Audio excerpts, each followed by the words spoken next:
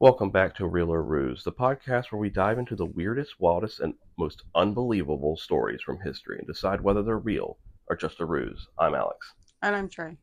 Today we've got a story that's shrouded in mystery involving a legendary sea captain, a haunted ship, and a disappearance that still baffles historians today. Today we're talking about mysterious disappearance of Captain Blackwell and the ghost ship known as the Emerald Queen. Picture it. The year is 1847, and the Emerald Queen, a merchant ship, is docked in the bustling port of New Orleans. Captain Jonathan Blackwell, a seasoned mariner known for his daring voyages, is preparing for a journey to the Caribbean. Sounds like a good plan. Yeah. And the Caribbean's beautiful. Yeah. Captain Blackwell was renowned for his charisma and leadership, and his crew was fiercely loyal to him. But there were whispers among sailors about the Emerald Queen. Some said it was cursed. The strange things happened aboard the ship. Perfect opening. Yeah. Perfect opening to set up. For anything, really. Yeah.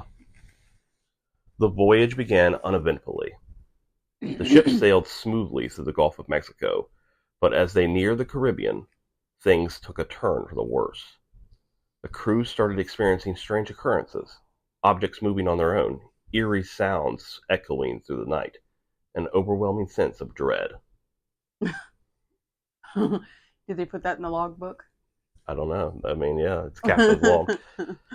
Captain Blackwell tried to keep the crew calm, attributing the events to superstition and the stress of the journey. That's logical. Yes. But then, one night, the unthinkable happened. The crew awoke to find the captain's cabin empty. Captain Blackwell had vanished without a trace. Okay. So let's say he really believes that it's just, they're on the water, Mhm. right? Yeah, they're on their way. I guess, yeah, they're on their way. Right. So, So, the Caribbean. he's right in a way. Superstition, rumors about the ship itself. Even if the crew is super, super loyal, they're still going to be like, oh my god, I'm pretty sure I just saw something move on its own. And then he's going to be like... Well, don't boats, rock back and forth on the ocean? If it's not nailed down, I'm assuming it will probably move. Yeah, but I don't think that's what they mean, because Oh. they're experienced, Sailors, yeah. Yeah. So, I don't Mariners. know. And then him just disappearing, either it's like the biggest prank ever. Like, you guys are being so superstitious. I'm Yeah. just gonna leave. The crew searched every inch of the ship, but there was no sign of him. It was as if he had been swallowed by the sea. Panic set in, and the crew, now leaderless and terrified, decided to turn back to New Orleans. How far away were they from New Orleans? I don't know, it doesn't say in the script. I don't know. What if he fell off the boat, and then he really would have been swallowed up by the sea? Oh, there's a lot of possibilities with this. Yeah, but did they automatically assume something horrible happened, or did they just be like, "Oh, he's gone. I can't find him. Let's go back." I wonder how long they waited before turning the ship around, because they're already well on their way, wanting to go back. When the Emerald Queen returned to port, the authorities were notified, and an investigation ensued. But despite their efforts, no explanation for Captain Blackwell's disappearance could be found. The ship was searched thoroughly, and no clues were uncovered. Or they killed him. They wanted That's to go a good. back. That's a good option. He didn't. They killed him, threw him overboard, and was like, "All right, let's go home." But they probably would have found blood stains. They probably would have found blood. Not if they just picked him up and threw him over. I guess, yeah. The Emerald Queen was soon abandoned, considered too haunted and cursed for any sane sailor to crew. It sat in the harbor, slowly rotting away, becoming a symbol of mystery and fear. Over the years, stories of the haunted Emerald Queen grew. Sailors claimed to see ghostly figures aboard the decaying ship, and some even said they heard Captain Blackwell's voice calling out through the fog. I can't remember. Who can remember his voice? He must have had a very unique voice. If everybody in New Orleans was like, "That's Captain Blackwell." Well, he probably had a hint of authority to his voice, so they automatically assumed that that would be a captain. Yeah, but no one else is in this bay. I mean, The not with the talking. story that he has, Yeah, no one else is like but around talking. It's New um, Orleans. There's a lot of people there. not saying much about sailors, but they also have seen some of the wildest things out at sea. Yeah. So they're not the most trustworthy. Are you talking about fishtails? I'm like, oh, Uh, we saw this 100-foot shark, we or saw a mermaid, yeah, a okay, whole woman with a fishtail. I yeah. mean, seriously, they're not trustworthy storytellers. Just saying. The tale of Captain Blackwell and the Emerald Queen became a maritime legend, a ghost story told around campfires and in taverns. But was it real, or just an elaborate ruse? I I don't know. I'm thinking that it's real to a point. You know, like it's. So you're calling it early. You think the story is real? I think so, but not with all the ghost crap. I think that they have just killed him. They got too scared. Mass hysteria. He wouldn't turn around no matter how hard they pushed. Mm-hmm. So they just threw him off. And then we're like, okay, let's wait here a little bit longer to make it look like we've been looking for him. And then let's go back. Yeah. Mm-hmm. Let's break down the key points. First, Captain Jonathan Blackwell, a real historic figure or a creation of folklore. Which one do you think he is? Do you think he is a real historical figure, or do you think he was a creation of folklore? I don't know. What was his name again? Captain Jonathan Blackwell. That sounds like a real name. That does sound like a really real name. Like it was like if someone said that to me, like, "Oh, Captain Jonathan Blackwell," and I was if like, his name was like "Yeah, I could see that." Finley Ghost Beard, I would think more Yeah. along the lines that he wasn't real. Yeah. Then there's the Emerald Queen, a merchant ship cursed and haunted, or just a vessel with a particular bad reputation. I'm not going towards the ghost route. I'm thinking it's just and the story behind the Emerald Queen suits the story of like it'll back them. You know what I'm saying? They went out with him. So you think the stories of the ship came after the disappearance? No, the story of the ship came in handy with what they did to him. Yeah. So. Yeah. And finally, the mysterious disappearance. Could it be explained by something more mundane, like mutiny or an accident, rather than something supernatural? I don't think there's a lot of supernatural events that happen. Oh, no. So it's time to reveal the truth.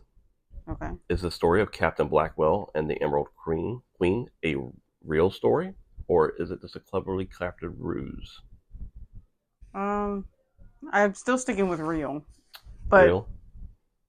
There wasn't a lot of information given about this case, like it was with the lighthouse. The haunted lighthouse, the last episode we did, when we're not going to tell you if it's real or ruse, you can go back and listen to it. But there was a lot of detail and intricate plans or intricate details and stuff about the story that made it seem like it could be real or could be a ruse. With this one, it's not really giving us a lot of information. It's pretty much telling you the story like, hey, they went out to sea, they didn't come back with the captain. He may have been dead. Yeah, but they also added the whole, conspiracy behind the ship itself. It laid out the groundwork that these people were very loyal to him. So, but it's little details that make, the story. Mm-hmm. So you think it's real? Yeah, based on just, the fact that they've been together before. If it doesn't give me enough detail to make a determination of being real. I think that the lack of information we have doesn't make it seem like a credible historical event. No, there's other historical events that don't have as much detail, but it's deemed as, real. Yeah. I mean, could it happen? Absolutely. There was a lot of people that went missing at sea, and rogue waves are a real thing. And there's also, you're out in the ocean, you're on a ship, waves, you just run into a storm. A lot of things can happen. The missing without a trace really isn't that big of a deal, especially at sea, because the sea usually takes you and you're never found again. Right. Animals eat you, or you're just dragged down by something heavy. My thing is it didn't give dates. Ow. It didn't give Doesn't like need to give other names of the dates. crew. It just gave the ship name and the guy and stuff. So to me, I think it's a ghost story that's just told. Well, firstly, nobody else is important but the captain. He went missing. Yeah, but they didn't even name a first mate. Who did he name a first mate for? I don't know. He could have looked a little bit harder. It's like, well, they just looked around. I was like, well, he's not here. Well, maybe his name is Ghost Beard. No, yeah, maybe. But this story is a ruse. Why? Well, while it's a thrilling tale and one that would make an excellent ghost story, the disappearance of Captain Blackwell and the haunted Emerald Queen is purely fictional. So, it goes to show you how powerful storytelling, even the most convincing legends, can be entirely made up, crafted to capture our imaginations and send shivers down our spines. I'm still mad that they used like a perfectly legitimate sounding name.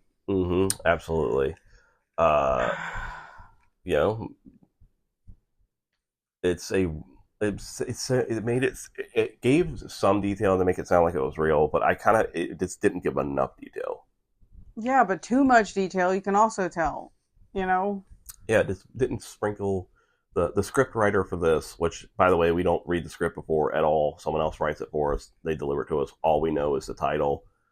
So we're going into it completely blind. I just feel like the person who wrote the script didn't put enough detail into it. Like I said, I still stand behind too much detail. Also, we'll give it away possibly as a ruse as well. Yeah. Well, I don't know. Maybe someday someone will find the story to be interesting and make a really good legend of the sea out of it. I don't know, or it could be coincide with a real one. I'm sure there's been captains that like went out to sea and never came back. Probably, but I think that's why you thought it was real, because there has been other instances where people went out to sea and like whole crew have been lost or whatever. Yeah, like full on ghost ships, not just ghost captains. Yeah, like derelict ships where there was like, what the hell happened to everybody? Yeah, but and there's never a logical explanation for what happened to the entire crew and the cat too. Yeah. So I mean, I guess that's why it felt real. It's because it's happened before. Yeah, absolutely. But I guess his story isn't real. Yeah. So someone probably just took everything that was happening out at sea with the missing people and stuff, the ghost ships, and just made a ghost story out of it. Yeah. Even though I didn't believe the ghost aspect. Yeah. I always believe humans can do the worst. Oh yeah, they can. So that's it for today's episode of Real or Ruse. We hope you enjoyed this dive into one of history's most fakest stories. I was gonna say. If you like this episode, be sure to subscribe, leave us a review, and if you have any more unbelievable stories, send them in.